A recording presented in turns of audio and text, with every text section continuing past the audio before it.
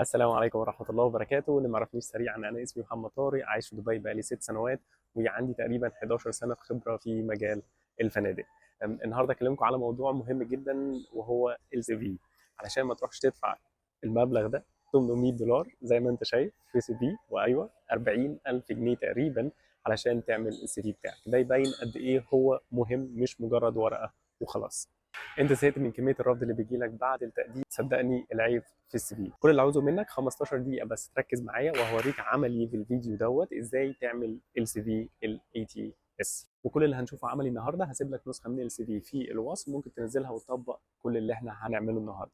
بس ما تنساش في مقابل الهديه ديت انك تتابعني على كل القنوات، وهسيبها لك في الديسكربشن. قبل ما اعمل الفيديو قعدت مع الاتش ار دايركتور عندنا في الفندق، واخدت منه معلومات قيمه جدا. خليني سريعا هقول لك قبل ما اوريك ازاي نعمل السي في خطوه بخطوه. هقول لك بعض المعلومات المهمه جدا عشان تفهم برضو انت بتعمل ايه وايه هو السي في. بعد ما تعمل السي في هتضمن على الاقل ان انت توصل للمقابله. فخليني هقول لك ازاي تعمله باحسن طريقه من غير ما تدفع فلوس كتير. خليني اقول لك ان السي في مش مجرد ورقه بتقول احنا اشتغلنا فين. وغالبا كمان الورقه دي بتعدي على فلترز، برامج كمبيوتر اسمها اي تي اس، قبل اصلا ما انسان يشوفها. تمام؟ اكيد طبعا انتوا سمعتوا عن الاي تي اس كتير. ولما توصل لموظف التوظيف، تفتكر هو اصلا بياخد قد ايه عشان يقرا السي في بتاعك؟ 7 ثواني. ايوه بالظبط، 7 ل 10 ثواني علشان يقرا السي في بتاعك. يعني يا دوبك يلقط كام كلمه وخلاص. 7 ثواني يعني ما فيش قرايه اصلا، يعني فرز سريع. فده يخلينا لازم نبص للموضوع بشكل مختلف تماما. اول قاعده للسي في: البساطه المطلقه. يعني انسى السي في اللي هو 3 4 صفحات. تمام؟ افضل حاجه للسي في هي صفحه واحده، الا لو انت عندك خبره كبيره 11 سنه 15 سنه ممكن يبقى صفحتين. وتاكد ان اهم حاجه هي موجوده في الصفحه الاولى، لان اي حاجه تحطها في الصفحه الثانيه محدش هيبص عليها اصلا. وحاول تخليه بسيط جدا. حتى لو حد زي جرافيك ديزاينر، مش لازم توضح فيه مهاراتك في السي في. اهم حاجه في السي في يكون سهوله الوصول لكل المعلومات. زي ما بيقولوا احسن تصميم هو اقل تصميم ممكن، زي الاهرامات مثلا كده، مثلث بس الناس كلها منبهره بيه عشان بسيط. تمام؟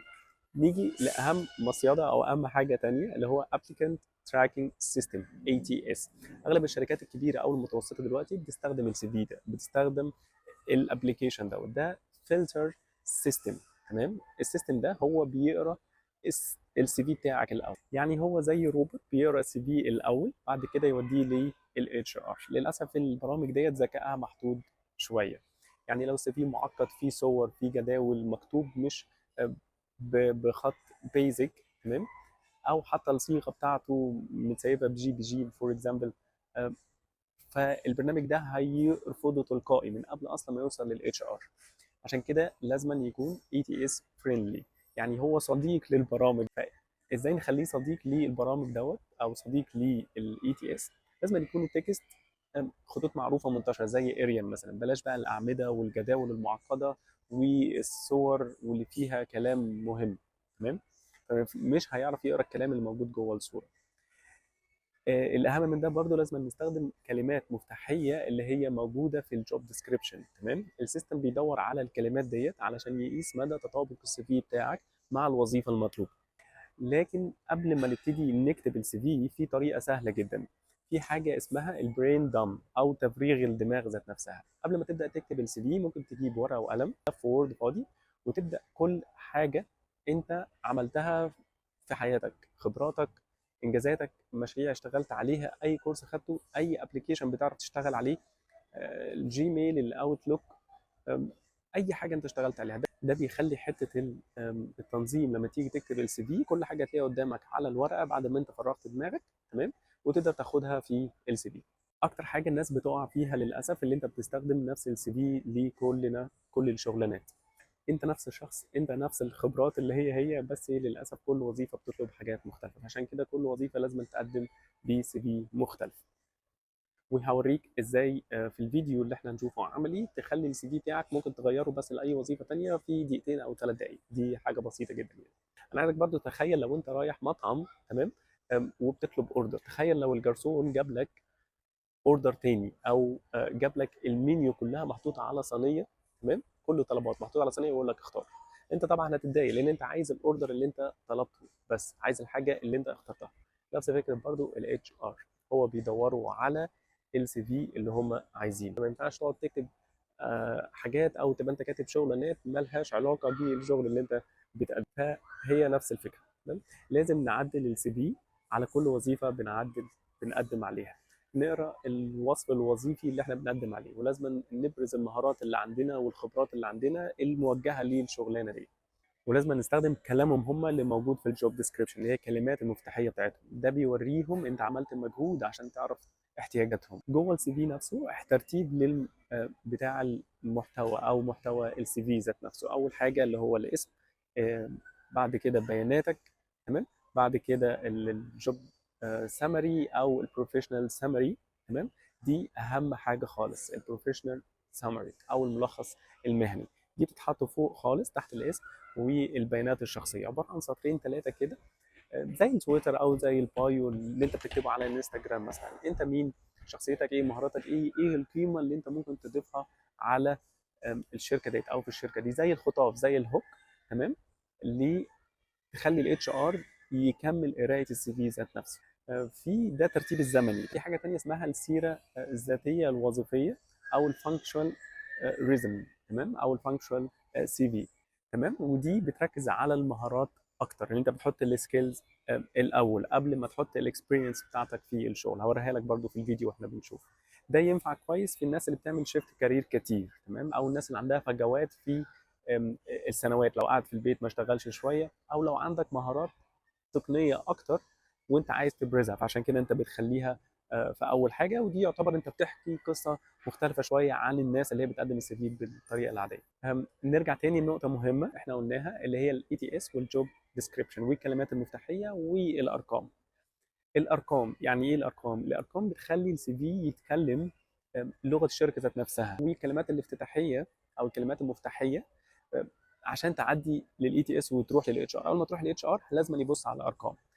ايه الارقام؟ بدل ما تقول انا ساعدت في زياده المبيعات، ممكن تقول انا زودت المبيعات بنسبه 15% 6 شهور. بدل ما تقول انا بدير فريق، قول ادرت فريق مكون من 7 اشخاص لمده 6 شهور او سنه.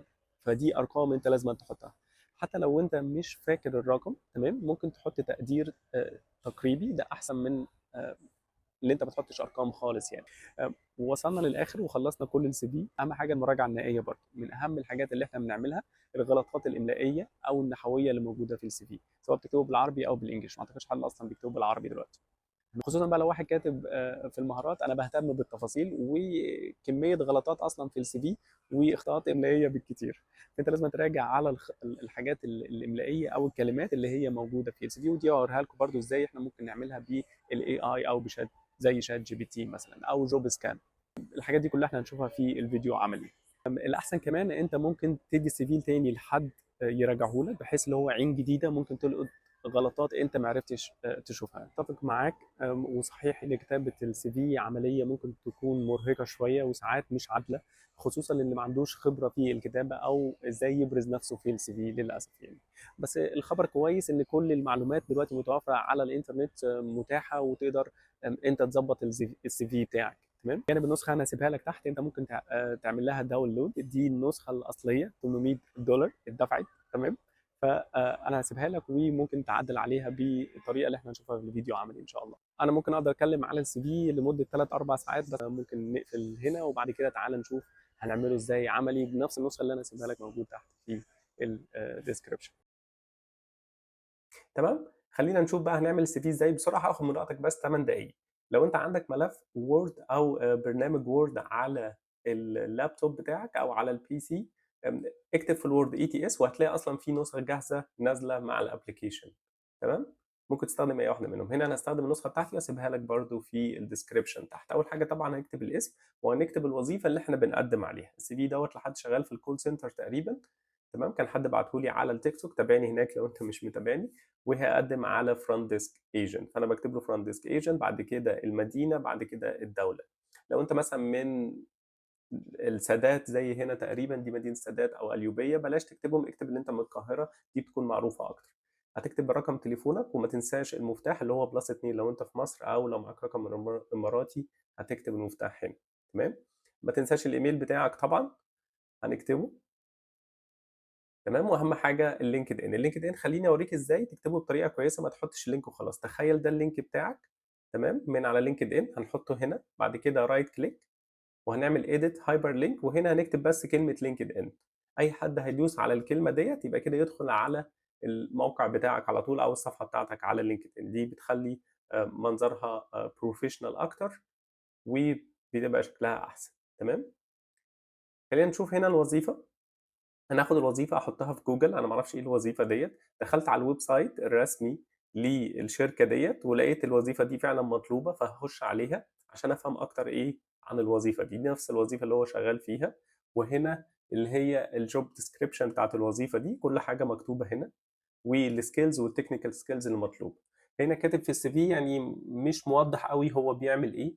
فانا هاخدها من هنا واحطها في شات جي بي تي، اقول له ده الرول بتاعي، تمام، وعايزك تحط لي شويه ارقام واتشيفمنت للشغلانه دي، بجانب اللي انا بتكلم مع ناس نيتيف. تمام. I'm talking to like um, native native speaker من يو اس وفرنش، ده حسب الوظيفه برضو. فهو هنا هيظبط لي انا احط ايه بالظبط، وهتبقى شكلها احسن بكتير. وزي ما احنا اتكلمنا ان انت لازم توضح ارقام ولازم توضح اتشيفمنت في الرول اللي انت بتعمله.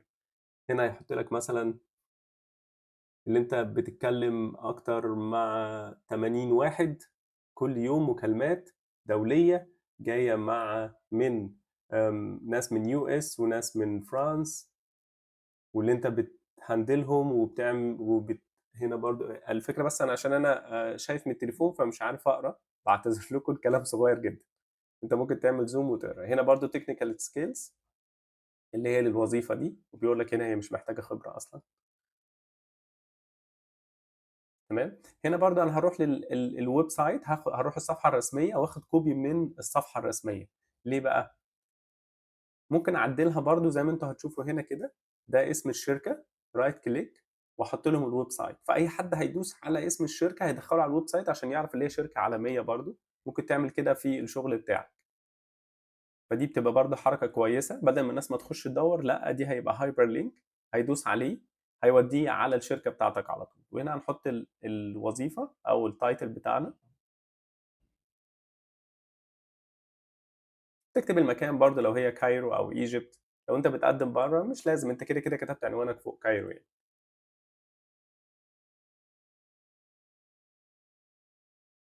تمام. اعتقد هنا برضه السي في ده فيه غلطات كتير. يعني بص، هو كاتب في الشغلانتين current، يعني هو شغال الشغلانتين في نفس الوقت يعني. فدي حاجات برضه لازم نخلي بالنا منها. هعمل نفس الكلام في الوظيفة التانية، هاخدها واحطها برضه في جوجل، اشوف ايه المدرسة دي. اهو لقيتهم هنا هم بيعينوا اصلا، دي نفس المدرسة. هدور هم بيعينوا، عايز نفس الوظيفة اللي هي فرنش تيتشر زي ما انتم شايفين. تمام. هلاقي هنا ايه، كل الجوب ديسكريبشن اللي هو المفروض يعملها في الشغلانه دي، بس كتير جدا انا مش عايزهم كلهم.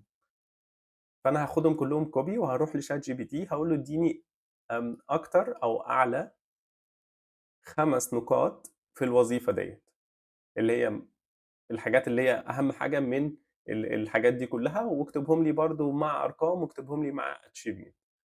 ممكن تبقى توقف الفيديو وتشوف انا كتبت ايه. انا بحاول بس عشان ما اضيعش وقت. فهنا بص، هنا بيقول لك انا بدي اكتر، بحضر اكتر من 100 درس في السنه، وبخلي الاطفال تنجيج معايا برضو 30%. فدي بص، دي ده هم اللي عايزين يشوفوه، اللي هو الارقام والاتشيفمنت بتاعتك وانت بتعمل ايه في الشغلانه. نحط 5 نقط 4 نقط حسب الشغلانه. نحاول بقدر الامكان نخلي السي في صفحه واحده. ده اللي احنا اتشرحناه برضو في الاول. انا بس بحاول اعدلها اخليها شكلها كويس. تمام. هننزل هنا برضو للتعليم، الeducation.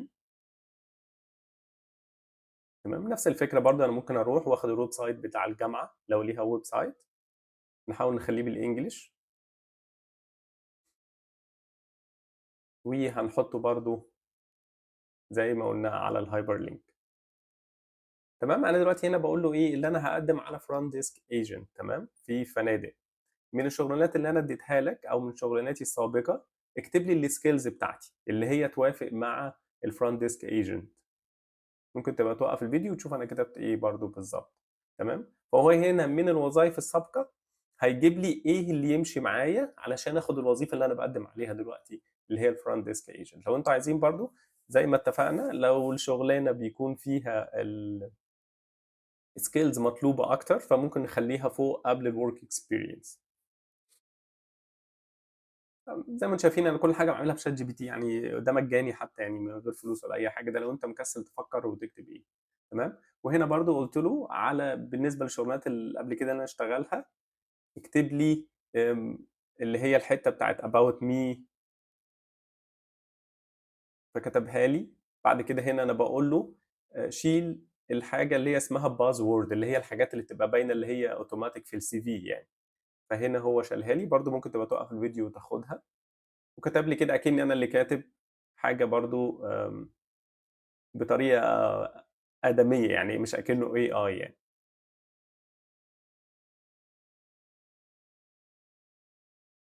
تمام. هنا برضو ممكن نظبط الحاجات اللي تحت الاتشيفمنت، هو كتبها لي. تمام. نحاول نخلي برضو السي في نوعا ما، انا هنا بس بعمله بسرعه عشان اوريكم، انتوا بقى ممكن تاخدوا وقتكم وتعملوه يعني. اللي هو اللاين ده مش مظبوط زي ما انتم شايفين، فحاول مثلا اظبطه.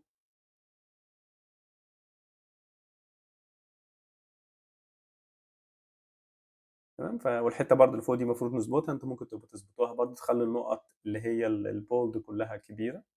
تمام. وهنا زي ما انتم شايفين اخدت كوبي بيست حطيته هنا، بس طبعا لازم نقرا احنا بنحط ايه، نكتب ايه، ممكن تعدله براحتك. الحته دي برضو ممكن نعدلها سريعا، اللي هي بتاعه الوقت اللي اشتغل فيه، المفروض تبقى كلها على اليمين.